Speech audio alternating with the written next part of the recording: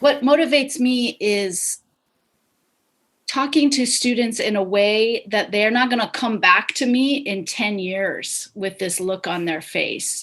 Dr. Heiser, why didn't you tell me this? Why didn't you tell me? So I want to be sure that they're going to leave the interaction that we get to have, that they're going to leave with at least an idea that someone tried to help them see that reality.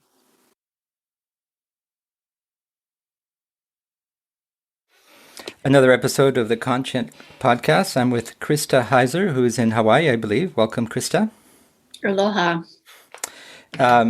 The Conscient podcast looks at art, conscience, and the environmental crisis or the ecological crisis. And I got to know your work a bit. In fact, listening to other podcasts, because you're quite your work is well known, and also the existential toolkit for climate educators. You gave a presentation recently about some of your research. So I'm really interested in all of that, and also your interest in literature and sci-fi and cli-fi and all that. So there's lots to talk about. But why don't we start just by introducing yourself to our listeners, who you are and what you do. Well, thank you, Claude. My name is Krista, and I teach writing and literature at Kapiʻolani Community College, which is part of the University of Hawai system. And I've been fortunate to live in Hawaii for 20 years and am the director of the Center for Sustainability Across the Curriculum at the University of Hawaii system. That's one of the ASHE regional centers for sustainability across the curriculum. So as part of that, I get to work with faculty across all different disciplines and different campuses about how they are integrating sustainability and climate change into different academic disciplines. So I get to work also with a lot of different networks like the Global Council for Science and the Environment, ASHE, and the Existential Toolkit, which is an international group of scholars and practitioners who are really looking at the emotions of the climate crisis. Yeah, and I'm particularly interested because as a podcaster, I'm trying to share information, and my children also, my daughter is 19, my son's 23, and they're going through some of that anxiety that we're talking about in ecological grief. But let's start with the question I've asked all my other guests so far, which is about the notion of accepting reality. Mm-hmm. Now, one can define reality in many different ways, but it's something that I'm struggling with, and I wonder what your thoughts are on that.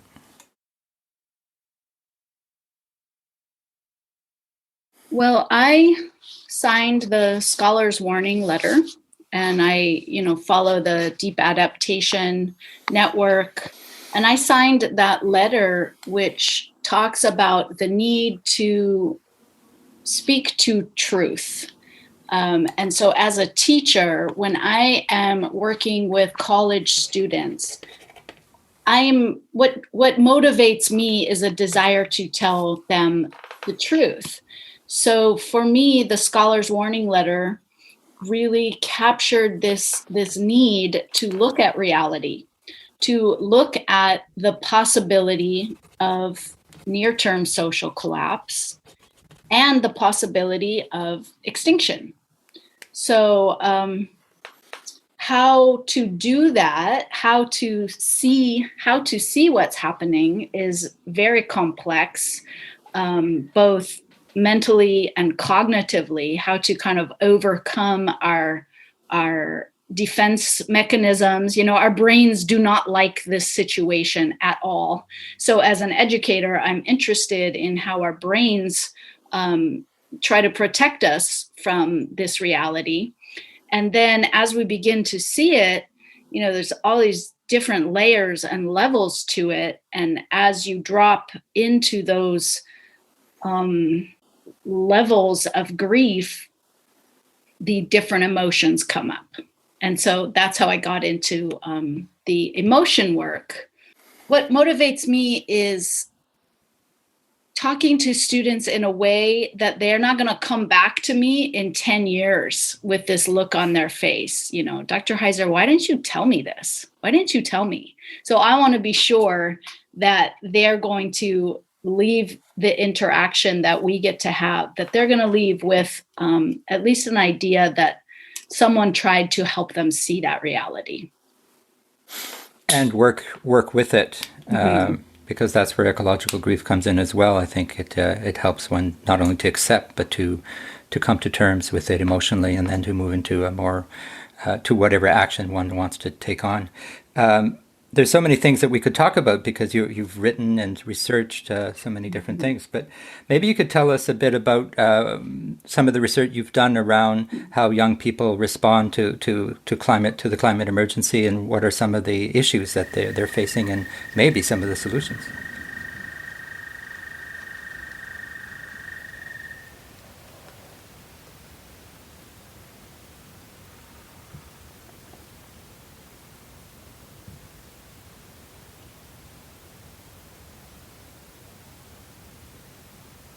Dharma teacher Catherine Ingram. Despite having caused so much destruction, it is important to consider the wide spectrum of possibilities that make up human life. Yes, on one end of that spectrum is greed, cruelty, and ignorance. On the other end is kindness, compassion, and wisdom. We are imbued with great creativity, brilliant communication, and extraordinary appreciation of and talent for music and other forms of art. There is no other known creature whose spectrum of consciousness is as wide and varied as our own.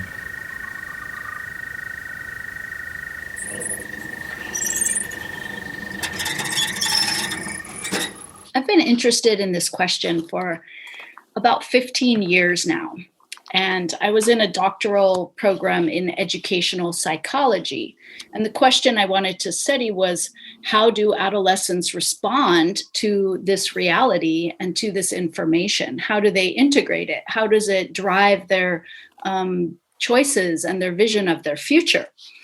And I was told in about 2005 that it was not a suitable topic for a dissertation in educational administration, because I would have to prove that this climate change thing was real.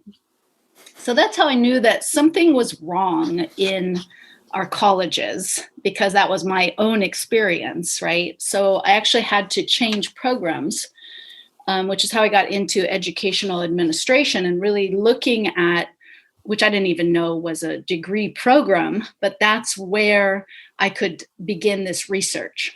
And it's the same research question that I've been interested in for all this time. And that became the Worry and Hope study, which was actually recently published with Matthew Lynch. And in that study, we looked at this latent environment of fear, anger, sadness, and shame, as well as hope, or what we might call, bleak optimism, and how that emotional environment influences learning. If you're trying to learn math, if you're trying to learn engineering, if you're trying to learn writing, like you're in my class, I teach a lot of English 100 sections, and that environment is there. So we need to, as faculty, learn how to engage with those complex emotions. So that's where my research began.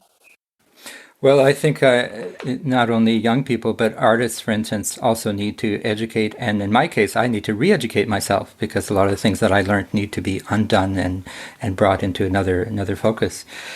Well, I'm interested also in the research that you presented at the Existential Toolkit about how faculty, this is fascinating and kind of terrifying, the level of knowledge and the approach of faculty. So maybe you could tell us about that study and what its findings were. So it's kind of a follow-on study to the Worry and Hope, because we did some interviews, a few interviews with faculty, focus group interviews, and faculty were struggling with not feeling like an expert about the climate crisis. I didn't study climate change in my undergrad, in grad school, so here you have your faculty who feel like they have a lot of catching up to do. So how can they teach it because they're not an expert in it? And it's also changing the role and the identity of faculty. We are sort of taught that we're supposed to be somehow neutral, and faculty were really frustrated with trying to teach in this neutral way, as if climate change were a debate. And then we reached a point where it was no longer a debate, it was a reality. And faculty struggled with that neutrality and how to avoid their own emotions, right? So there's a way of teaching with your own emotions without projecting them onto the students or, telling the students what to think. So that's what made me realize there was really something interesting going on with the faculty role. So I started another study. So it's a formal IRB approved study, and I've done 33 interviews with faculty across all different disciplines, all different subjects. And I have learned so much from really listening to how the climate crisis is changing the faculty role and the way faculty see themselves and their role in higher education. And I think the shift is that faculty are really no longer just experts. They are knowledge brokers or knowledge intermediaries. There's so much information out there. It's so overwhelming. There are so many different realities that faculty need to, interact with this information and create experiences that translate information for students so that students can manage their own information. Our study, we asked students where they're learning about climate change. And the number one way that students interact with climate change is in their lived experience. They're seeing it. It's in the beaches and the foods and the places that they used to go. Like they see it happening in their lived experience. See and feel it, probably. Yeah, exactly. So at first that surprised me. I'm like, what? You're only 20. How are you seeing this? But that is what they shared. So how do we help them navigate all this complex information? Well, that's very interesting as an educator, and also trying to bridge the gap between in any given institution. Because when I heard about your study, I thought, okay, how does this apply to the arts community? Are arts leaders informed? Are they helping the arts community and the cultural community? So I guess that your research could be applied to any sector. You've chosen the education sector, but it's likely similar, but so important in the education system, because if those educators aren't comfortable and don't have good methodology, then young people will be more traumatized than they will be educated, I would think.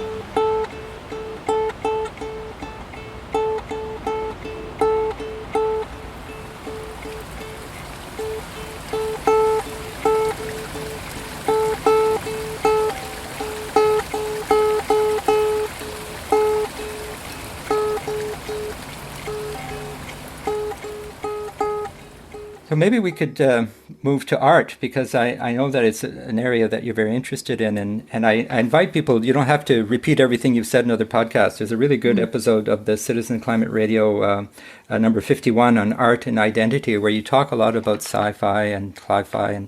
But I would like you to talk a bit about your interest in the arts and how you see the role of the arts, specifically around climate change, but more broadly around the ecological crisis, and what can and should artists do more of. Thank you for that. I actually took this opportunity preparing for this conversation. I went into the interviews. They're all transcribed. It's hundreds of pages of dialogue with different faculty. So about 20% of the faculty I've interviewed have been in the humanities. And I know that's an area of interest for you and for this podcast. So I went in and looked at what some of the art teachers had said and how they were teaching and engaging with this. And I actually found something very interesting. If it's all right, I could read you 2 quotes from art teachers, Please. if that would be all right. That'd be great. So the first art teacher teaches drawing and painting, and he said this: in art courses, there's a lot of bottles and bowls and cones and cubes and spheres, very detached, kind of geometric, theoretical drawing.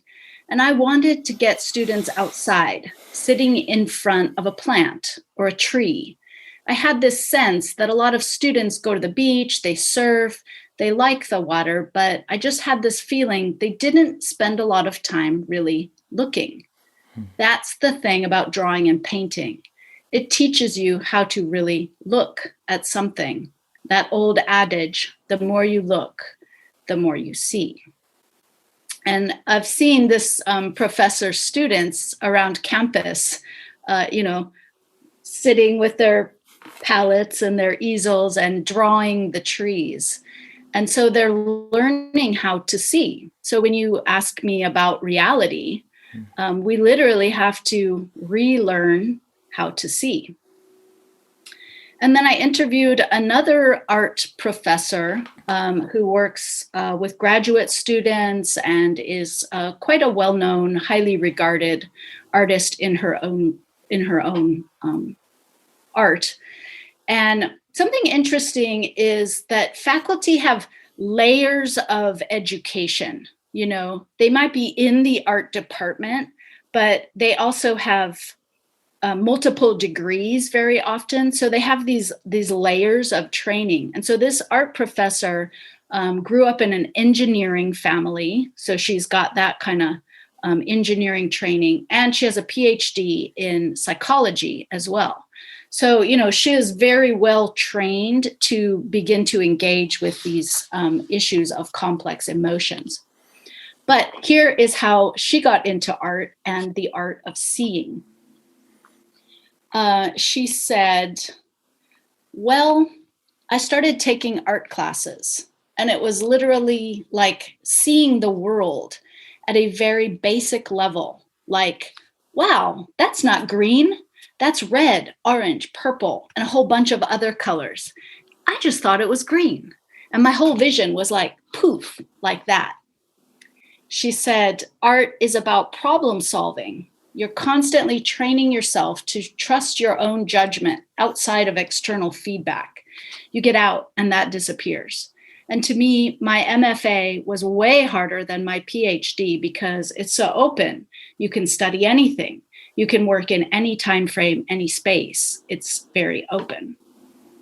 So I thought those were kind of interesting that the 2 art professors I've interviewed talked about learning how to see and how art teaches us to approach problems with creativity and with a trust of our own instincts. It's very different from what happens in the university, where things get very rigid and kind of boxy and argumentative and structured and defense. And the art space is, maybe it's the last open space where that boxiness and that rigidity isn't as present.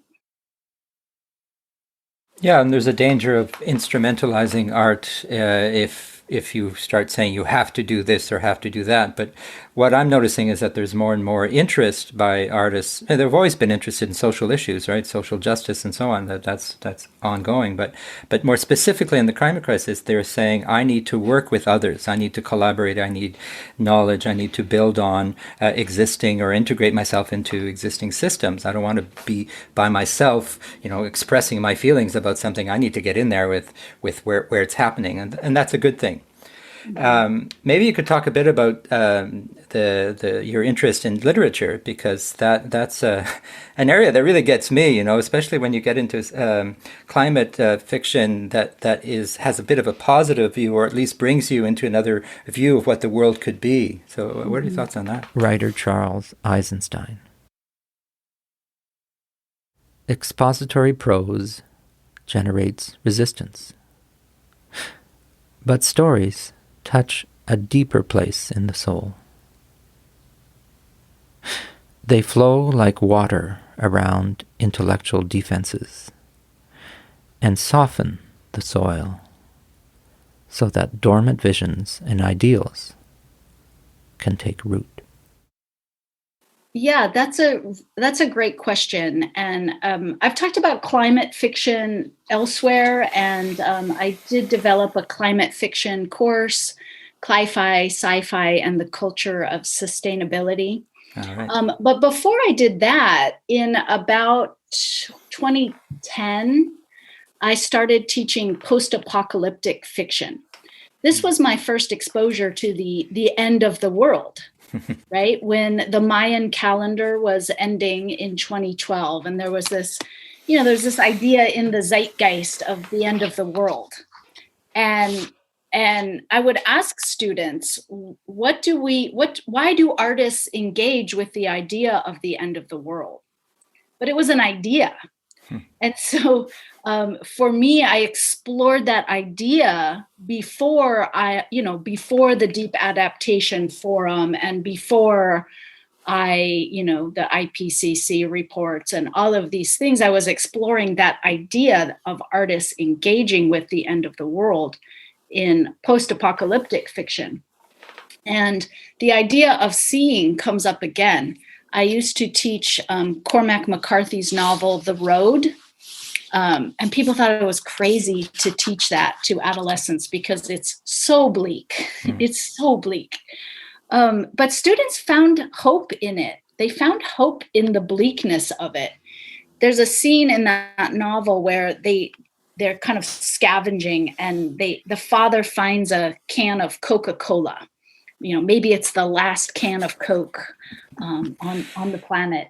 And he shares it with the son, or he gives it to the son. And it really helped students to look at the everything we have right now, and to see it in this way of like, we're not going to have it. It's not sustainable. Every morning when I wake up and I make coffee and I go, oh, there's still coffee. I'm still able to make this coffee and drink it. And, this is all still here, but it's not going to be. It's going to be changing.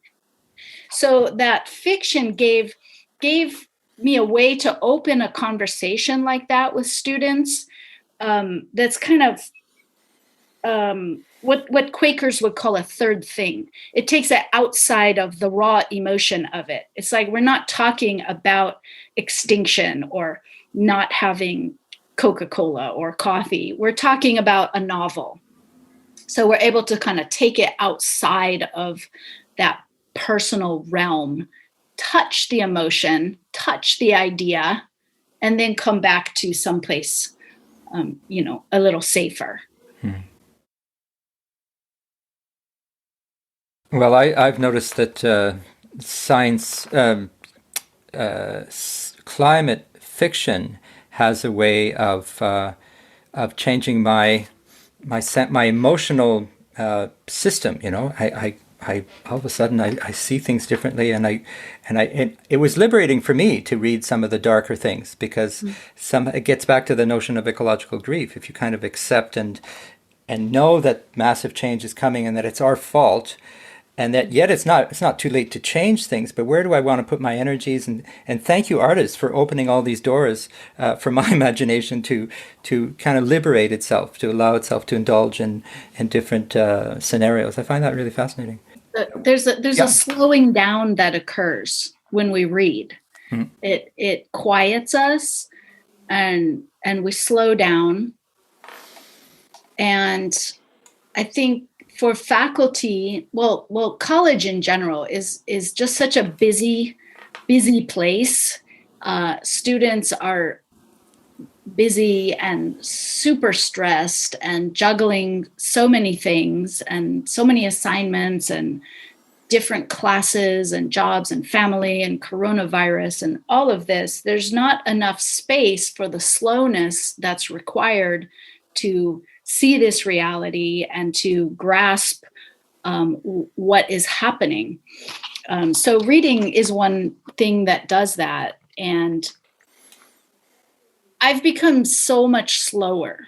Like my process has, first I was all about campus sustainability and, putting composting systems in the cafeteria and not having forks and, all those kinds of things. Those are still important, but then it kind of slowed down to engaging with climate emotions. And then you slow down even more to just looking at trees or just having conversations. So I think the first thing that has to happen and that art and literature facilitates is just creating a space to really slow down, because otherwise we're just numb to it. Writer Richard Wagamese.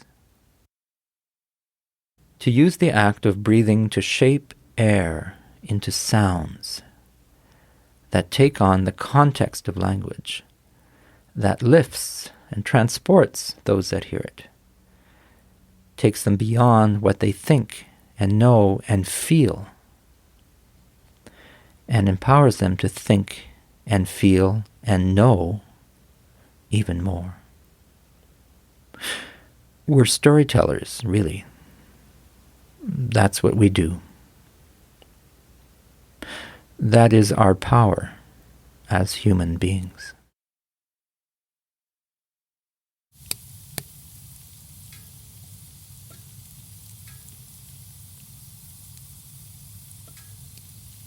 No, I hear you, and I purposely pace my interventions in podcasts in a very slow voice with lots of silence, because that's the way I like to listen and to contemplate. And sometimes I get excited, and we all do, but there's something about that slower pace that actually is the real pace, because the world unfolds relatively slowly. Like the seasons change, and somehow we have to get in tune with what's really happening around us. And sometimes it's fast, rivers go very rapidly, but that idea of being in tune with what's around us is important. I interviewed a composer named Hildegard Westerkamp who talked about that, and I asked her what was the one thing that we can do. She said, just slow down.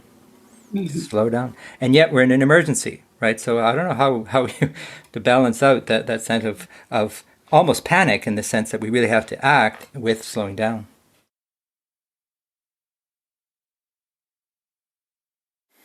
Well, Krista, we can leave it there, because there's a lot already, and I'll point people to the other interviews we've done, which I find also very rich. But is there anything we haven't covered that you'd like to add?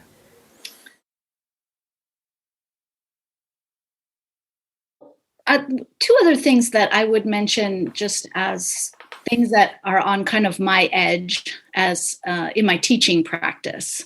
So the slowing down, and another one is grading and grades and points and the point system. This past semester is the last semester that I will use points in my class. I will never do it again. So I just want to say that publicly. Good for you. Because that is part of the problem. The way our grading system in colleges is conditioning students to not take their thoughts seriously. So that's an edge that I'm working on with, it's called ungrading. And I'm working with that this summer. And the other is, I just wanted to mention the power of music at this time as another art form. So in my class this semester, I had, I was teaching online, and I had the song of the week. And some of the music that's been created around climate change is, this pocket where those emotions, they're right below the skin, and they just come right up. The tears come right to your eyes. The anger comes right into your bloodstream, and you can touch that emotion, and the song will take you through it. And then you're okay again, those little touches of the emotion. So there's a lot of wonderful music about the climate crisis. And I have my students listen to these songs and then think about how did it touch you, and how do you create that emotion? How do you express it in your own writing, and share emotions? And what do emotions have to teach us? How do they enrich our experience as students, as listeners, readers, writers? So I just wanted to mention music and some amazing songs. Do any come to mind? I think the most powerful song that I used this semester is a song called Love in the Time of Coral Reefs. And it's by a young artist. Her name is Ruth Mundy. And she's just, singing with her guitar. And she says, if only I'd known you in the time of coral reefs, before we lost the permafrost, when there were bears up there. So you just look at that line of writing. But then she's singing it, and there's music, and it's a magnificent experience of grief that is about 3 minutes long. So, you can handle it because you can listen to the song and touch your own grief. Well, there's one of the people I interviewed is a person named Seth Klein, who's in Vancouver doing a climate emergency unit. And one of the things, he wrote a book called A Good War, and he's making a parallel between the effort of Canada in the Second World War in terms of bringing all our forces together to deal with the conflict in Europe, and what we need to do now with the climate emergency. In terms of scale, he's saying we need to do something as large as that, create new institutions. But he also said the role of the arts in World War II were really important to rally people to what needed to be done. And he said, we don't have anthems yet. But maybe we do. Maybe we do, and we just don't know them yet. Maybe they're emerging from the discourse of artists and songwriters, and they just need to be amplified and discovered, or obviously new ones created. But there's something about that, without creating theme songs, but the idea of an anthem, or many, many anthems for things that you care about, for the things that you love in your life, can be extremely... I know that it changes my energy when I hear or experience an artwork that touches something that I really care about. I just get energized in ways that scientific data does not energize me. It stimulates me to act, but it does not energize me. That makes a really good point, that there's a whole range of emotions around climate emergency, and not getting stuck in the grief. Not getting stuck in anger. A lot of what we see of youth activism, they get kind of burned out in anger, I think. And it's not a sustainable emotion, but none of them are emotions that you want to get stuck in. When you get stuck in climate grief, it is hard to get unstuck. So moving through all the different emotions, including anger, and including, hope, and that idea of an anthem, and working together. Those are all part of the emotion wheel that exists around climate change. Well, on behalf of young people around the world, thank you for your work, because I think it's really important to do not only rigorous research, but just to talk about these things, to raise the issues, to make it normal to talk about how our young people and older people are feeling about the climate crisis. Anyway, Dr. Krista Heiser, thank you very much for taking the time, and haloa.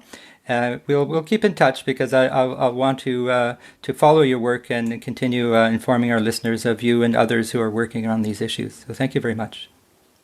Thank you, Claude.